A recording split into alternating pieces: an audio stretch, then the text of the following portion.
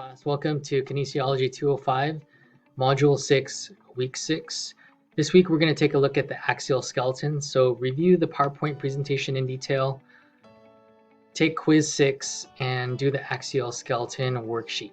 Axial skeleton worksheet is pretty self-explanatory. You're going to download the worksheet, you're going to label it, and you're going to color it. You're going to get all the information for the worksheet on the axial skeleton PowerPoint presentation. Okay, so here's just a quick view of that worksheet here. So again, make sure to color and label to get full points. Let's go ahead and go over the PowerPoint presentation. The axial skeletal bones. Okay, module overview, we'll take a look at the human skull, the vertebral column, the sacrum, and the thoracic cage. All right. Make sure that you are able to differentiate between the axial and appendicular skeleton. As far as the human skull, I want you to be familiar with it, but you don't have to memorize all the bones that comprise the human skull. Why is the human skull so important? Well, it houses the brain. It houses the computer of our body. Basically, it helps to protect us. The shape of the human skull is not random. That round shape of the human skull provides protection. It provides protection evolutionarily because blunt objects that were used to strike another human being would glance off of a circular or round object. All right, so we're gonna move right along to the vertebral column here. Just be familiar with how many bones there are.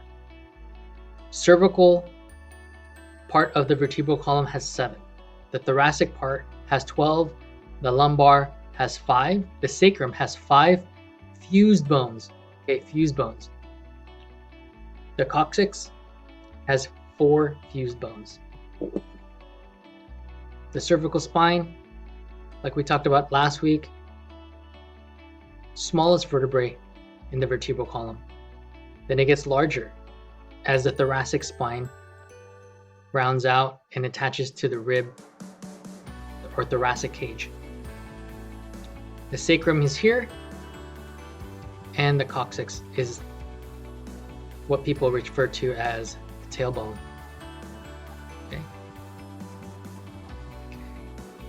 Be familiar with the atlas, be familiar with the axis, and be able to differentiate the two. Okay. The thoracic vertebrae here, T1 through T12. T1 through T12.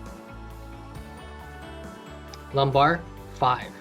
Okay, so oftentimes you will refer to physical activity professionals referring to the lumbar spine as L5, L4, L3, T1, T2, T3, C7, C1.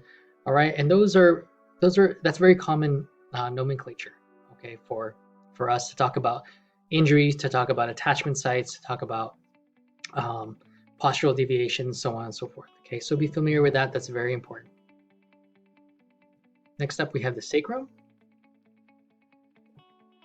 the coccyx, the thoracic cage again. So the ribs, the vertebrae, the costal cartilage, and the sternum. We talked about that last week, but again, it's really important. It'll help you with your quiz, so be familiar with it. Okay. And again, true, false, and floating ribs. All right, that's going to be a theme for our quiz. That's going to be a theme for your midterm and final. So be cognizant of that. Have a great week. And if you have any questions or concerns, please feel free to contact me. Take care.